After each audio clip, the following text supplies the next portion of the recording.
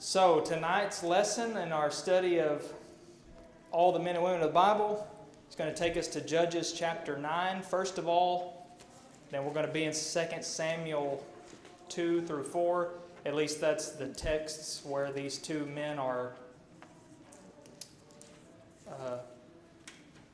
mentioned, or their situation is detailed. Abimelech is the first one, not to be confused with the two men that are called Abimelech in Genesis, but this is a man who apparently was given this name, the son of Gideon, the fifth judge of Israel, Gideon. One of his sons was given the name, apparently, Abimelech. And that's who we're talking about here in Judges chapter 9. He was not a judge. He was just Gideon's son. At least he's not really mentioned as one of the judges. And we'll probably see why that's the case. Abner, on the other hand, is our other character for tonight. He's mentioned in a few different places, but mainly his spotlight is in 2 Samuel 2 through 4. So that's why I've put that text there. So, Abimelech. Well, I don't know if I'm ready for that to happen yet, but Abimelech, his name means either father of the king or my father is king, or maybe in some other variations of that, those ideas. Father. Ab would mean father, more or less. Just like Jesus said, Abba, Father, Abba, Father. I think that would be rooted in that same word. He was the son, as I said, of the infamous fifth judge of Israel, Gideon, whose name was also Jerubbaal or Jerubbaal, after Baal, sadly. So whenever in Judges 9:1, when we read that Abimelech was the son of Jerubbaal, that's Gideon. If you look up one verse, if you move one verse up, is the easiest place to see that. Because it says Jerubbaal, that is Gideon. So this Jerubbaal or Jerubbaal is Gideon. He's the one that was treading out the wheat in the winepress, and the angel said, "You mighty man of valor." And then he delivered, with 300 men, delivered Israel by the power of God. That was Abimelech's father. And his father Gideon had a tremendous legacy until the very end, and just a tragic turn of events that is, tragedy is the only way you can describe it, because of how high his high points were spiritually, and then right at the end of the end of his life, he got carried away and sort of was exalted and put on a pedestal and almost treated like a god. And it's just a very unfortunate situation. And I think we may see some remnants of that situation in the spirit or the life of his son Abimelech. So here's what Abimelech's whole legacy is. Judges chapter 9, which is the longest chapter of Judges. And as we pointed out in the past, Judges is the darkest, most depressing book in the Old Testament. It is called the Dark Ages of the history of the nation of Israel. And there is just some grim stuff in the book of Judges. And chapter 9 is no exception to that. But here's what sets up the narrative about Abimelech. It says, "Now Abimelech, the son of Jerubbaal," Gideon, "went to Shechem to his mother's relatives, and said to them and to the whole clan of his mother's family, 'Say in the ears of all the leaders of Shechem, which is better for you, that all 70 of the sons of Gideon rule over you, or that one rule over you? Remember also that I am your bone and your flesh.'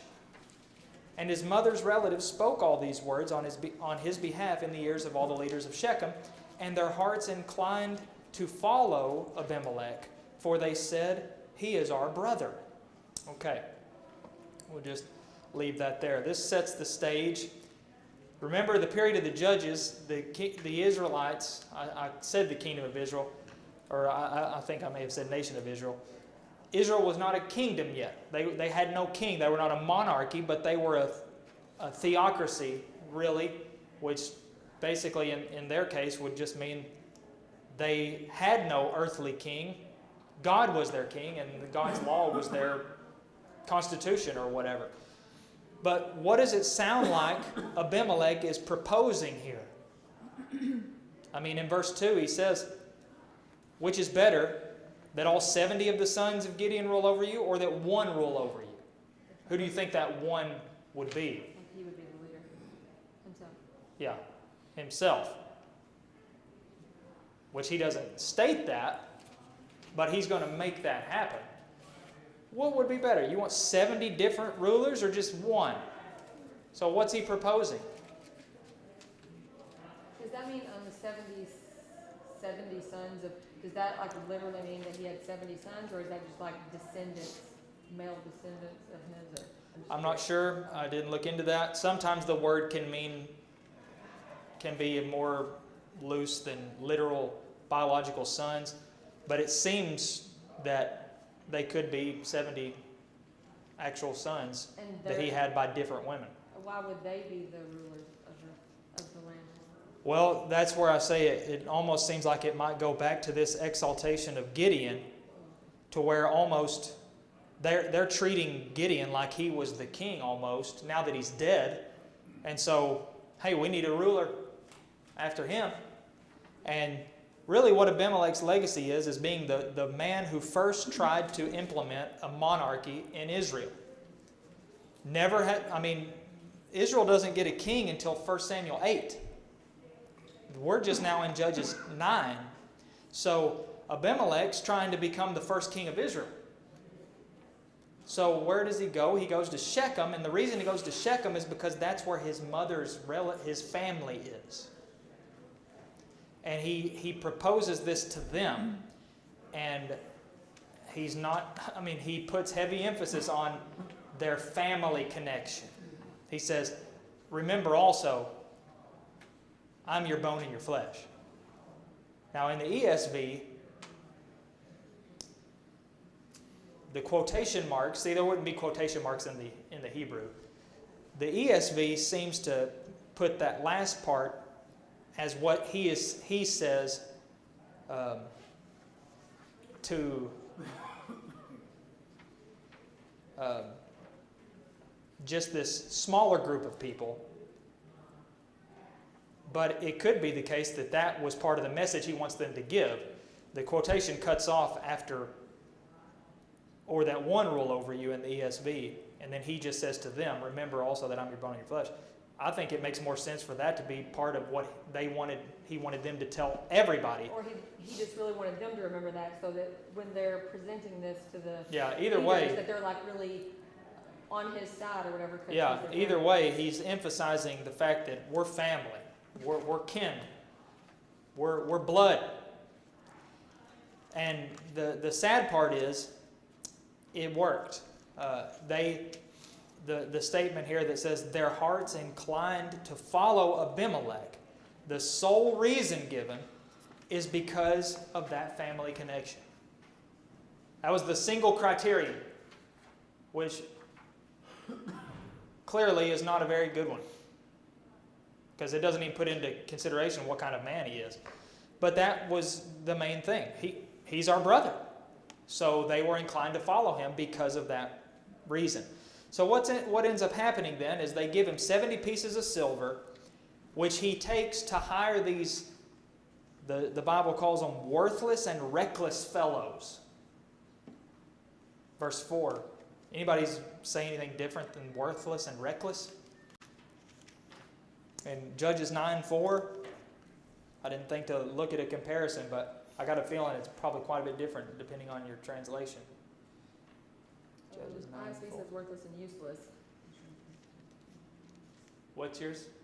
I said ISV says ISV. Worthless and useless. Worthless and useless. Got vain and light fellows. So King James Well, that's the ASV. King James says vain and light persons. Vain and light, idle and reckless. Worthless, useless, yeah. Worthless scout. He hired a bunch of worthless scoundrels. Like the worst people you want to Yeah, hire. these are not men that you want, that anybody would want to hire for anything. Definitely that you would not want to attach yourself to. But these are the kinds of men that Abimelech hired. Now, why? What was he doing? What did he have in mind? Well, verse 5 tells us. He went to his father's house at Ophrah and killed his brothers, the sons of Gideon, 70 men on one stone, except one of them, Jotham, the youngest, he escaped. So, remember what his proposal was? What's better, that 70 of Gideon's sons rule over you or that one? They agreed one would be better, so he goes and he kills all the other ones. Just to be sure that they can't. Yeah, use it. I'm the one. I don't want any competition, period. I'm not even going to try to convince the others. Well, I'm just going to kill the others. Easiest way to get rid of my enemy is to kill him. Says, a wicked and vain man. So that's what he did. All the leaders of Shechem came out and pronounced Abimelech king They didn't have a problem with it, I guess. at Shechem. Yeah, they signed on. And this is how it started. Now, if that's how a man's reign starts, it's not like it's just going to magically just turn into, a glorious, beautiful reign after that. But this Jotham, the youngest son of Gideon, whenever Abimelech is finally pronounced king, he reveals himself. He goes out to Shechem, and he's got some words for them. They're words of warning. He's going to say it in a parable. He's going to use a parable. He says to the leaders of Shechem, who are really responsible for this, the trees once went out to anoint, this is starting in verse 8, to anoint a king over them, and they said to the olive tree, reign over us. But the olive tree said to them, shall I leave my abundance by which gods and men are honored and go hold sway over the trees? And the tree said to the fig tree, you come and reign over us. The fig tree denied, rejected it. Verse 12, the tree said to the vine rejected it. Then all the trees said to the bramble, you come and reign over us. And the bramble said to the trees, if in good faith you are anointing me king over you, then come and take refuge in my shade. But if not, let fire come out of the bramble and devour the cedars of Lebanon. Now therefore, Jotham says, if you acted in good faith and integrity when you made Abimelech king, and if you've dealt well with Gideon and his house, and have done to him as his deeds deserved, for my father fought for you and risked his life and delivered you from the hand of Midian, by the way, and you've risen up against my father's house this day and have killed his son, 70 men on one stone, and have made Abimelech, the son of his female servant, king, because he is your relative. If you have then acted in good faith and integrity, then rejoice in Abimelech and let him also rejoice in you. Well, more power to you. Good job, he says. But if not, let fire come out from Abimelech and devour the leaders of Shechem at Beth Millo, and let fire come out from the leaders of Shechem from Beth Millo and devour Abimelech. Jotham ran away and fled. Probably not a terrible idea. So basically he's telling them, this is not good what you've done, and you know it. If you have any sense, if you stop and think for 1 second, the fact that you made this Abimelech king over the leaders of Shechem just because he's your relative was stupid and evil. And look at what has happened because of this decision. So their blood's on your hands because you've done this. And then he goes off. He goes away. Well, before long, what Jotham declared ends up starting to become fulfilled. The people finally, after 3 years, their relationship turns sour and they rebel against Abimelech. Abimelech retaliates, and he, at this one, he goes to this city, he goes to Shechem, and the leaders had fled to the house of Elbereth, is what the ESV says. Some of yours may say something different there.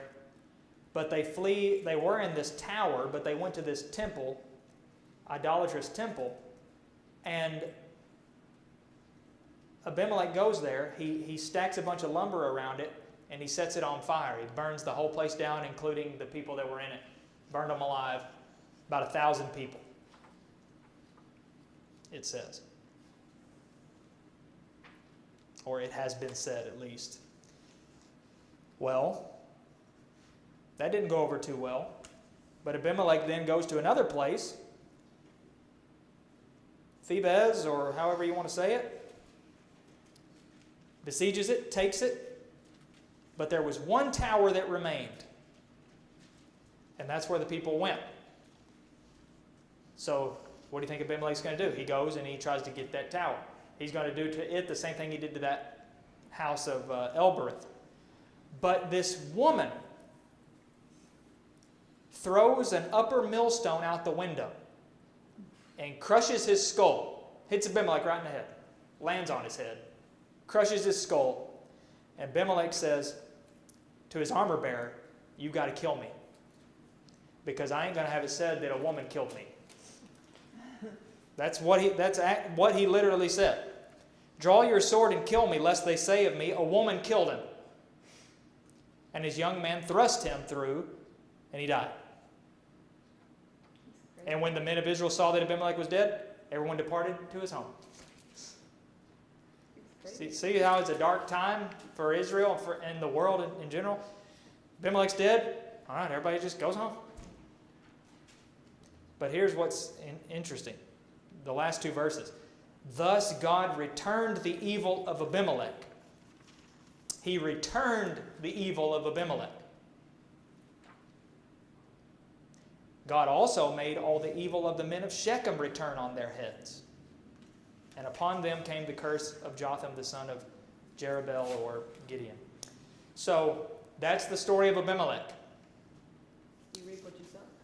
Yeah, definitely reap what you sow. He reaped what he sowed.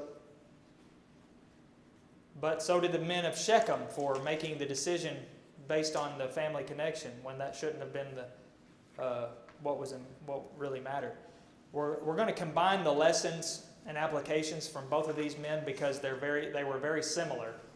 So instead of having two different sets, I figured we just combine them. So we'll come back to Abimelech in just a second after we look at Abner. Abner was King Saul's first cousin.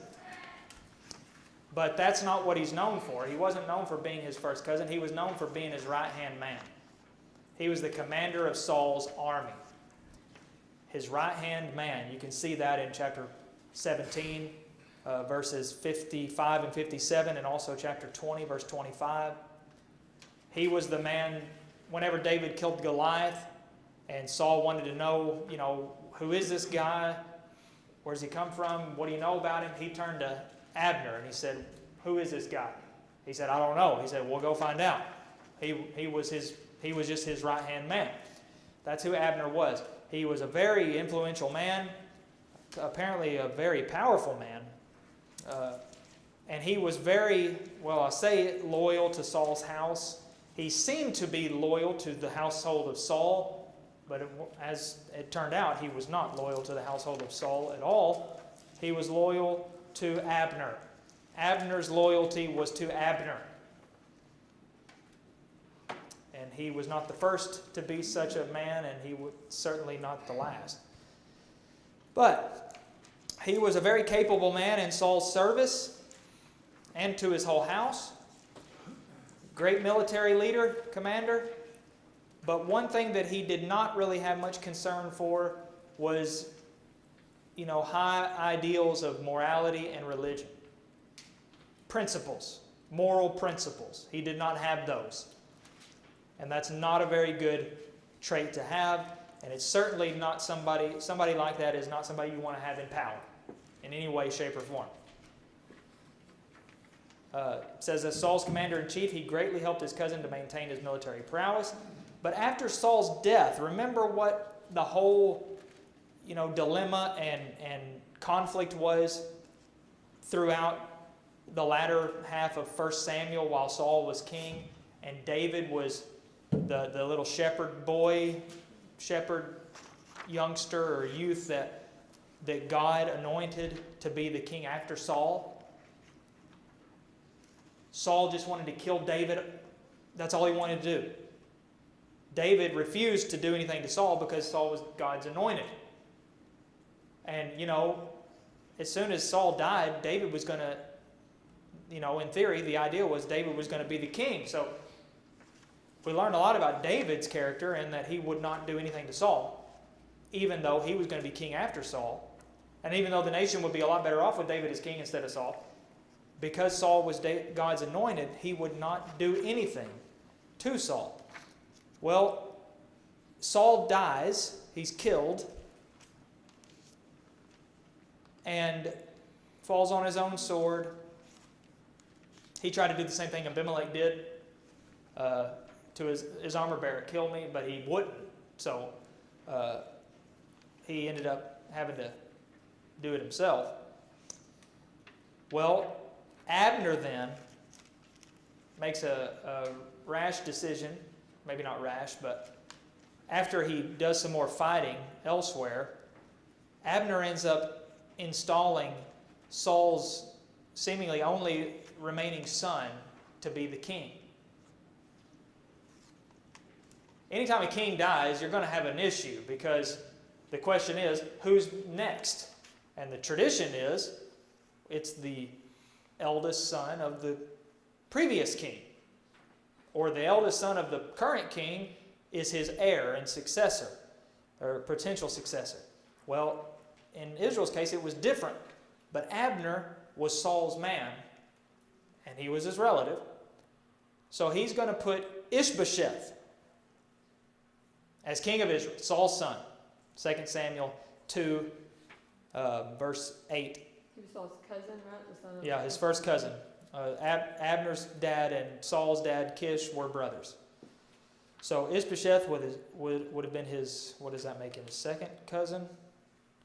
Whatever. But the main thing was, he was Saul's man, and Ishbosheth was Saul's son, so he is going to install him as the king. But really, by installing Ishbosheth as king, he's installing Abner as king, because Abner was really going to be at least one of the men that was really calling the shots. Ishbosheth was not king material. He was not leader material. He was the perfect puppet king. So this was against God's will. It was against David. And so they would fight against David. David's reign, David had a rough go to become king. And just a small area was following David, relatively speaking. I guess Judah, as his tribe, was the one. They were the ones that were following David for 7 years and 6 months.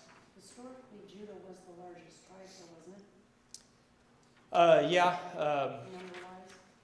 I believe so. They were the strongest, I think, maybe is the word that's used.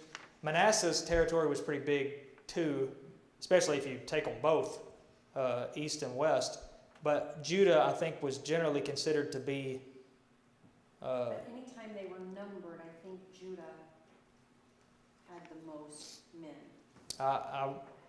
I'm not sure. I can't confirm, but that's very possible.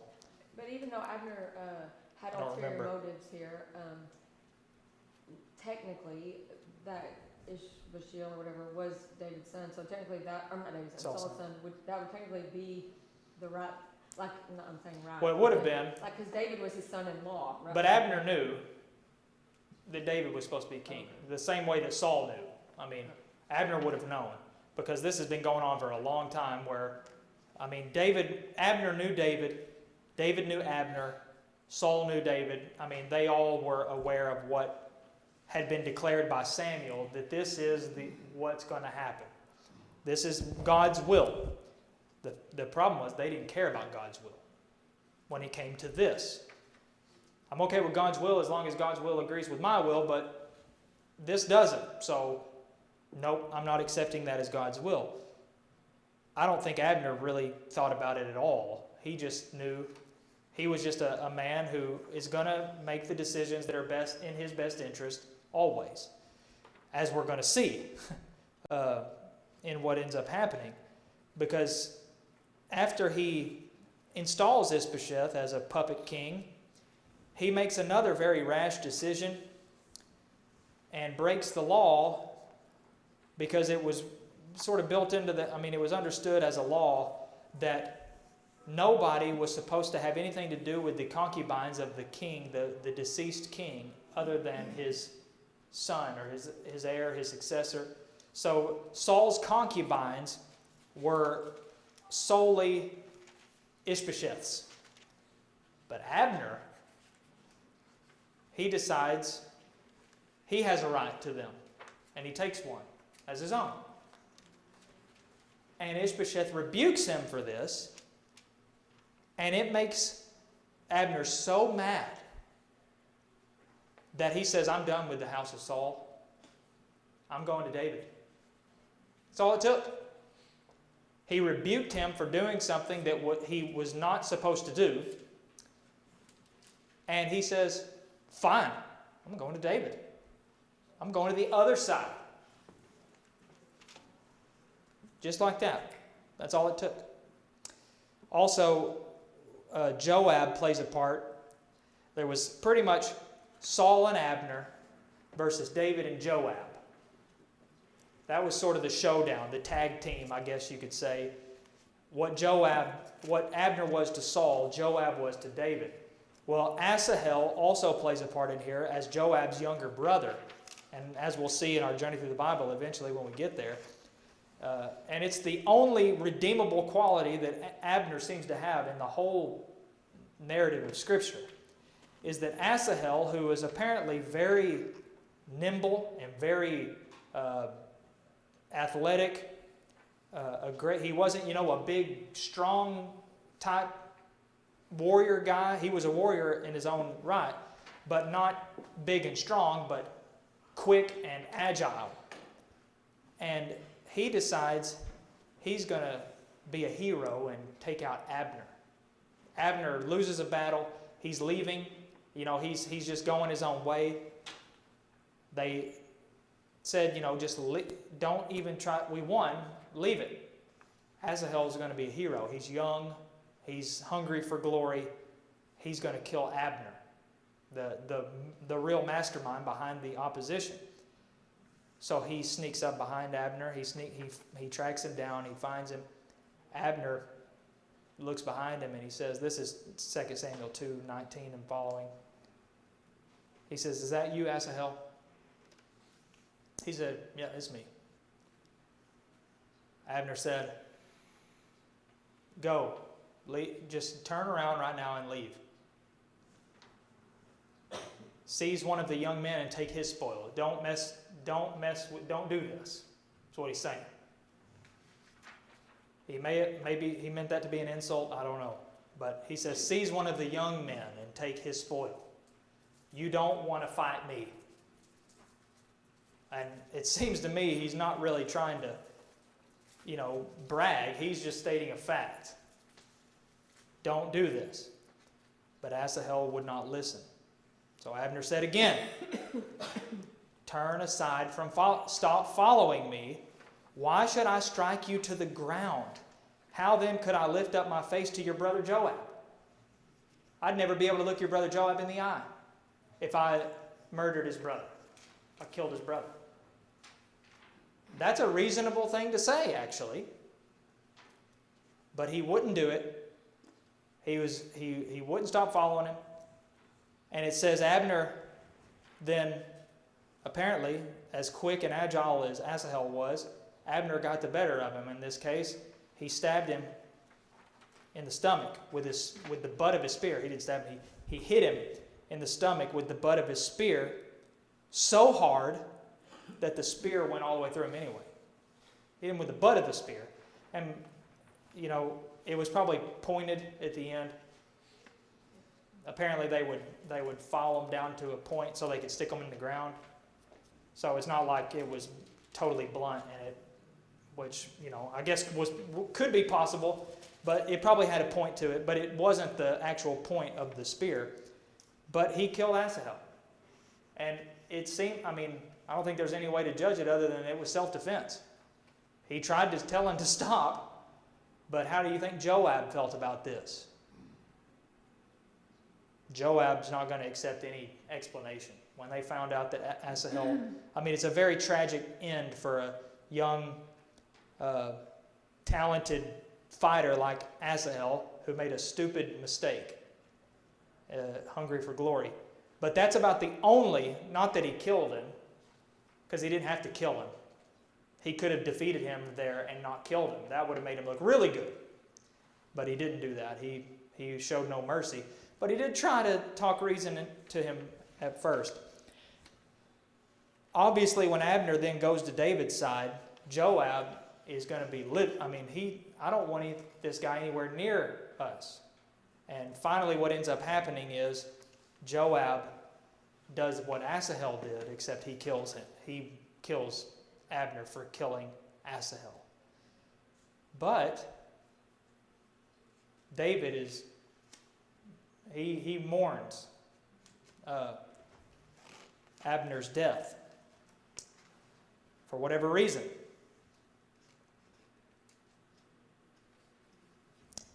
He is he laments very heavily, has a big public funeral for Abner, and he charges eventually, he charges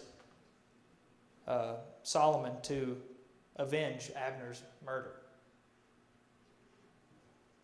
So Abner, as a man without principles, or at least not enough principles, not the right principles. He had enough to try to talk sense into Asahel's foolish recklessness, but really he had no principles. He didn't have any trouble taking Saul's concubine when he had that was just, you don't do that. Only the new king, the one who took his place, is allowed to do that. He didn't have any principles whenever he was rebuked for it. He didn't have any principles. That's all it took for him to go to the other side. He had served Saul's household his whole career, but all it took was a rebuke. I think that would fall under the category of pride. You're going to rebuke me?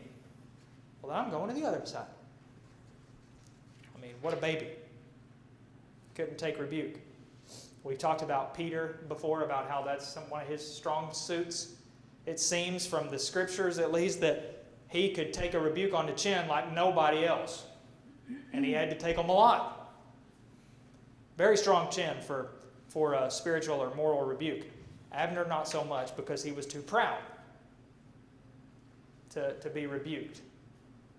By his own, the king that he installed even, he wouldn't take the rebuke. So he reaped what he sowed and was murdered. So that's Abner.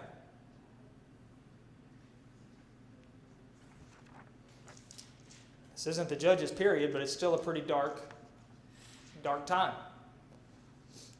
The world has changed quite a bit as far as the way it once was. In this way, people are still as wicked as always, but it just things this kind of behavior, at least in our side of the planet,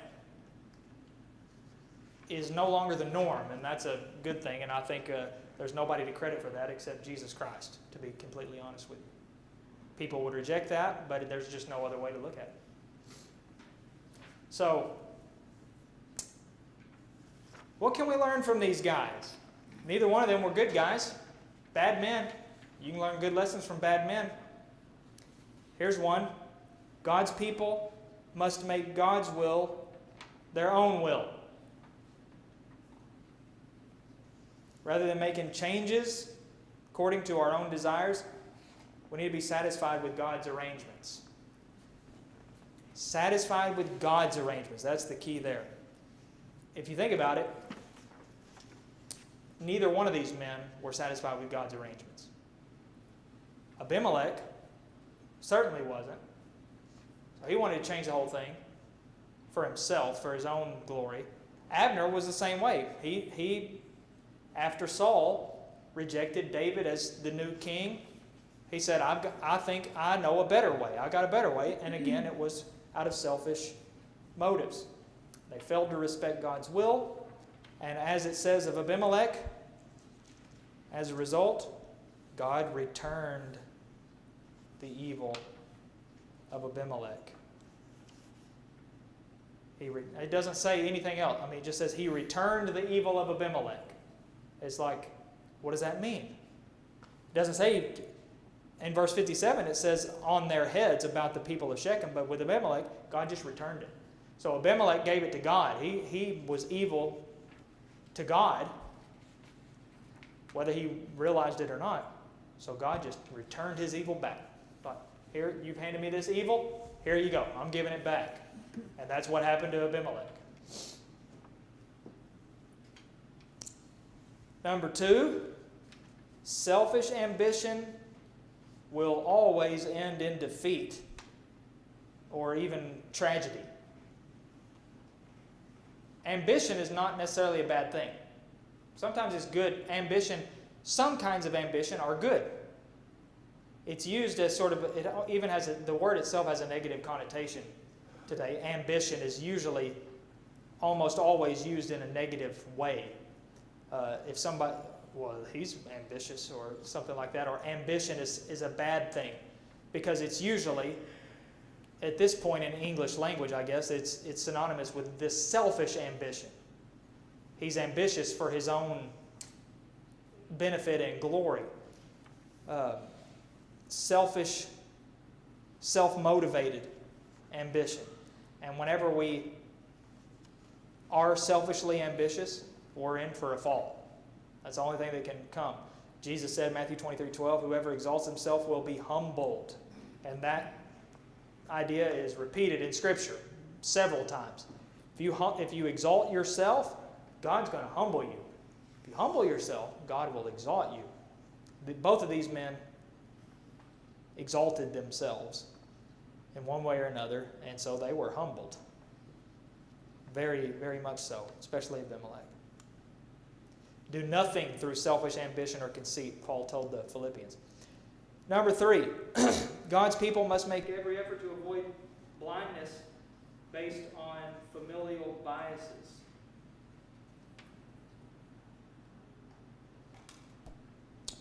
One moment.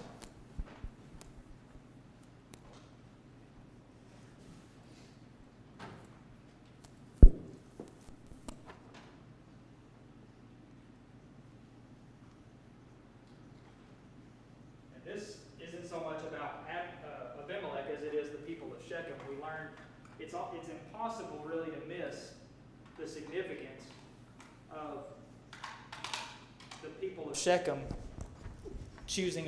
going along with Abimelech, because the text says explicitly several times, their hearts inclined to follow Abimelech, for they said, he is our brother. One version says, actually, I don't have it here in front of me. It says they followed him because he was their relative or something like that. And then Jotham accuses them of that very thing. If you've done well by appointing Abimelech as your king because he's your relative, then great, if that was good. But if not, then God's going to turn it over on your heads. So they made that tragic mistake of being blinded by their familial connection. And so we can learn a lesson there that, look at what ended up happening as a result of their decision to do that. So instead of doing that, being blinded by that, we need to see things clearly and objectively, according to the biblical standard of right and wrong. In other words, if a person is wrong, if a person's in the wrong, they're in the wrong whether they're a total stranger or my next of kin. Wrong is wrong. So if something is wrong, if I don't have a problem seeing this person as being in the wrong when they're, my enemy or an acquaintance or a stranger, I shouldn't have any problem seeing that they're in the wrong if they're my closest relative even, Or myself. or even myself. We should always side with right, even if that means going against our family. Men of Shechem, however, they sided with their family instead of their God. And as a result, just as with Abimelech, God made their evil return on their heads. That's verse 57:8. So, don't make the same mistake the men of Shechem made. Hey, he's our family, so I have to take his side. No. Take right's side. Take God's side. If it applies, anyway. Number 4, might does not equal right. Just because a person has more physical power or even the majority of support does not mean their cause is right. I think a lot of people have difficulty understanding that. Majority. You mean to tell me that all these people who believe this thing are wrong and this little group is right? Maybe. Because the truth is still the truth, even if nobody believes it. The truth is the truth is the truth, period. Nobody believes it. And there's, how many, if anybody has read any part of the Bible, all throughout the Bible from beginning to end, it's always the minority that's in the right. That's just the way that it's been. Under the law of Moses, that's where that word remnant comes in. What's a remnant? In general, what's a remnant? What's left over? A piece of it, a leftover, a little. The implication is it's a little group. It was just Noah and his family, the only people that Yeah, were 8 souls in the whole world. The remnant of Israel, you know what that remnant was the people that were faithful. Then we have, the 3,000 at Pentecost. That's a huge number for us, but when you think about the fact there could have been 2 million Jews in the city, 3,000 becomes a much smaller number. So again, it's just, and look, how many people were waiting for the Spirit on that occasion? 120 or something like that, whereabouts? Versus how many possible people? Always the small minority are the ones who actually are in the truth. And Jesus himself said, many are called, few will be chosen. The narrow gate versus the wide and the smoothly paved way. Every single piece of biblical evidence suggests that the majority is not right. Not that it has to be that way, but it's just a fact. So just because one has more power or more support doesn't mean their cause is right. Abner and Ishbosheth, he had a lot of might. He had the bigger backing. He wasn't right. And it came back to bite him. Number 5, unprincipled persons cannot be trusted. When a person lacks proper moral principles, they're willing to do whatever they must do for their own benefit or for self-preservation.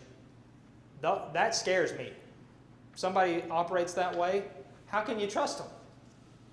It's kind of like somebody who is all about money. There's no principle involved. They're going to go to whoever will pay them the most money. I don't have any attachment to you. If your enemy offers me more money, I'm going to go to them. I'll betray you. And then if you offer me more money again, I'll come back to you. And if somebody doesn't have principles, they're willing to do anything for their own benefit. And that kind of person cannot be trusted by others because they care about nothing and no one but themselves. Abner was one of those kinds of men. He didn't have any principles except me. I'm the principal. I'm the ruler of my own heart. I'm the ruler of my own destiny or whatever. Whatever I have to do or want to do is what I'm going to do. And I don't care about any pledge I made to somebody else. It means nothing. So whenever you get that kind of person, how can you trust what they say? That's kind of where the practice of swearing, on the Bible, put your hand on the Bible or whatever, and you swear to tell the truth, nothing but the truth. That whole concept is because people, once upon a time, understood that if you swear, when you do that, you're holding yourself accountable to God. So what then does, we've come to the point in our society where a lot of people don't have anything to do with God, don't care about God, maybe not even believe in God, so they're going to swear to tell the truth? What the founders and other men of history have said is, just common sense, that if somebody doesn't believe in God, how can we believe what they're going to say? Because what is holding them to it? What power is binding them? They'll say anything. In theory, they could say anything. So whenever somebody doesn't have any principles, they'll say and do anything, and they can't be trusted. But I guess the lesson for us is don't be one of those kinds of people that doesn't have principles. Operate on principle. Like if I say I'm going to do something, I'm going to do it. I don't care, period. No ifs, ands, or buts. I'm doing it. I may not want to do it. Maybe something's changed, but I said I'm going to do it. I'm going to do it. And, that's a principle. And other principles, too, are principles that we ought to have. I'm going to do whatever the Bible says. I'm going to follow it. Whatever, even if I have to change a lot of things in my life, I want to do what the Bible says. God's will is more I important. feel like that's less and less nowadays. Like less and less to find somebody that's dependable, like actually going to do what they said they're going to do. I feel like Yeah. very- Somebody who will work as if their boss was the Lord himself. But don't you know, an employer, they're not going to want to let those people go. That's why Christians ought to be the best employees that any company has ever had, because of that, operating according to that principle. So we need to live up to those principles. But somebody who doesn't have principles, It can be the reverse too. The employer can be crooked and the other person. could, yep. Could, and it is many times. It is exactly that way. But we can't control them, but we can control us. So it's just a matter of leaving it to God if we're, mistreated or cheated or done wrong. We can do right and know that God will take care of it in the end.